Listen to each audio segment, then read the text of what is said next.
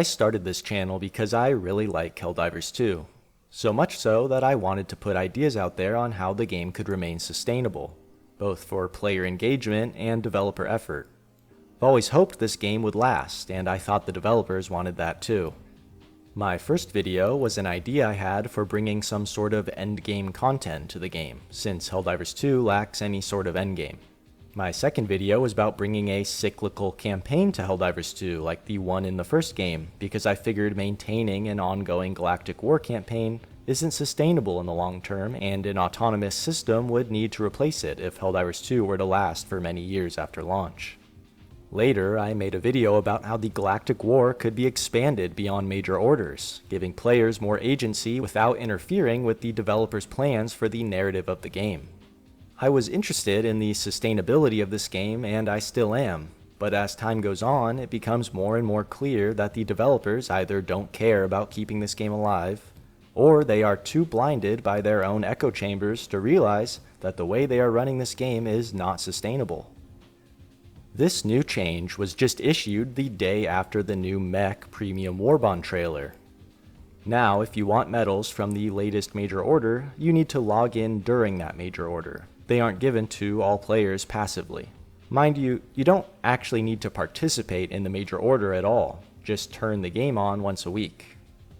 This change was made for one reason only, and that is because it looks good on paper. Arrowhead can show their executives, Sony and Tencent, that player counts are high, and many log in to play at least once a week, when that's not really the truth. People logging in once a week to collect rewards they didn't earn isn't having more active players. They'd actually need to give the players an incentive to play if they wanted that. A lot of people are riled up about the latest mech-themed Premium Warbond, and I don't think mechs being in the Warbond is really at the heart of the issue. Selling vehicles in a Premium Warbond definitely sets a new precedent, but people shouldn't really be surprised, as Arrowhead has been pushing the envelope in regards to Warbonds and the Superstore for a long time now. Arrowhead started reducing the amount of content within Premium Warbonds as early as June of 2024 with the release of the Viper Commandos Warbond. Prior to this, Premium Warbonds contained 3 armor sets, 3 primary weapons, a secondary weapon, and a grenade. Viper Commandos only contains 2 armor sets, 1 primary weapon, a secondary weapon, and a grenade, sort of. You'd think this sudden change to offering way less content for the same price inside Warbonds would upset people. And it did upset some people, but a lot of people, myself included, weren't that bothered by this. And there's a pretty simple reason for that. We had just gotten multiple new stratagems through major orders at this time. The Quasar Cannon, Airburst Rocket Launcher, and Emancipator Mech had all been granted to players through the Galactic War just a month or two prior to this change being made to Premium Warbonds. The level cap had recently been increased from 50 to 150, and a new set of ship modules were added, giving players new things to grind towards. There was also the PSN account linking fiasco around this time, which understandably stole the spotlight from the reduced size of Premium Warbonds. But if these last couple weeks of Helldivers 2 have taught us anything, it's that players have the capacity to be angry about multiple things at once. Chemical Agents released in September of 2024 and was the very first Warbond to contain stratagems. Up until this point, the community had assumed Arrowhead would not be monetizing stratagems, but that was evidently not the case. This set a much more significant precedent than mechs being in a Warbond, but players weren't really that mad about this, which is strange. Except it's really not that strange when you consider everything else going on at the time. This Warbond came towards the end of the 60-day plan, a brief period in the game's history where Arrowhead was actually listening to and applying player feedback through their updates. A lot of people were just excited and happy that the developers were actually catering to them. The orbital napalm barrage was given to players as a reward for successfully completing a major order just a few days before this Warbond dropped, so players still felt like they were earning real things through engaging with the Galactic War. Tier 5 ship module upgrades had been added to the game a couple months prior to this as well, so players had some much needed progression outside of Premium Warbonds. So, why are people so pissed about the Exo-Experts Warbond? Well, the last stratagem awarded from a major order was the Grenadier Battlement in March of 2025.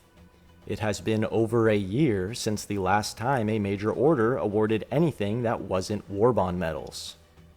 The level cap has remained at 150 for 2 years at this point.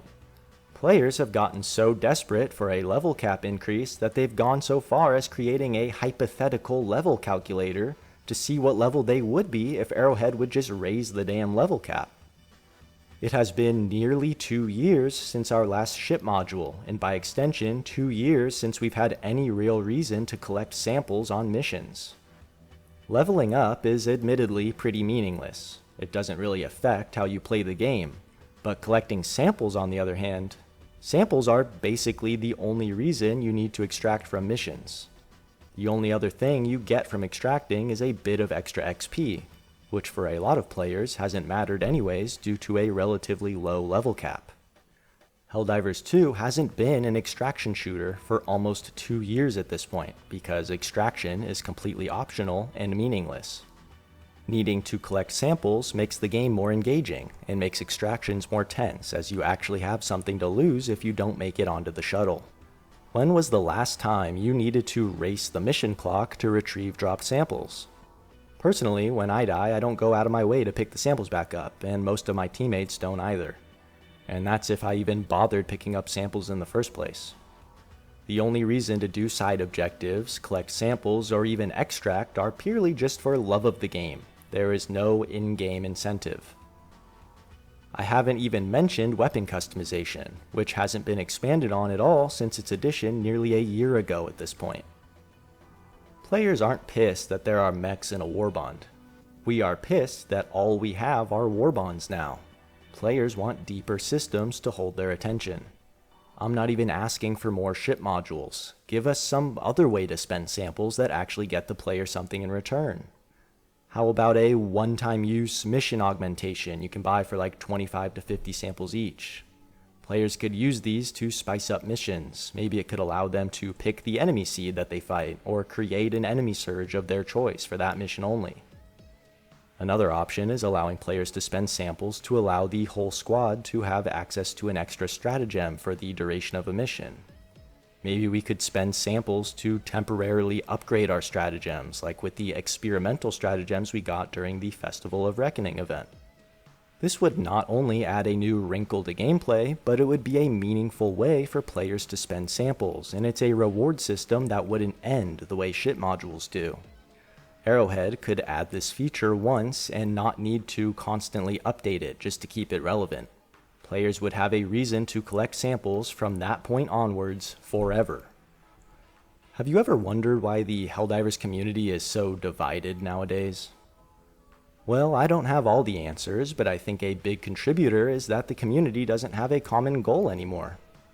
Regardless of our opinions on weapon balance, enemies, or the developers, at the end of the day, we all banded together to fight the Galactic War. Well, we as a community haven't really had much of a reason to care about the Galactic War since we haven't gotten anything out of it aside from Warbond medals in over a year. Maybe we'd all be a little more unified and cooperative if we had another Battle for Tien Quan type event where we all band together to earn some new gear. When was the last time we had one of those major orders where the community was given a choice between liberating one planet for one reward and another planet for a different reward? It was nearly 2 years ago, in June of 2024, back when the community at large wasn't discussing monetization or balance or the meta. They were discussing whether or not they should go for the anti-tank mines or save the fictional children. And guess what? The community chose to miss out on the new stratagem in order to save the kids. This community doesn't suck, or at least it doesn't have to. We just need a common goal, and we'd have one if the Galactic War actually mattered at all anymore. Making players log in once a week to claim their rewards like this is some kind of mobile game isn't going to do much for player retention. What you might want to try is updating old progression systems and adding some actual depth to the gameplay loop. Players need incentives to engage with a game's systems, and having 5 different currencies at the top of your screen all capped out at all times is a pretty crappy incentive. Anyways, thanks for watching. Have a good one.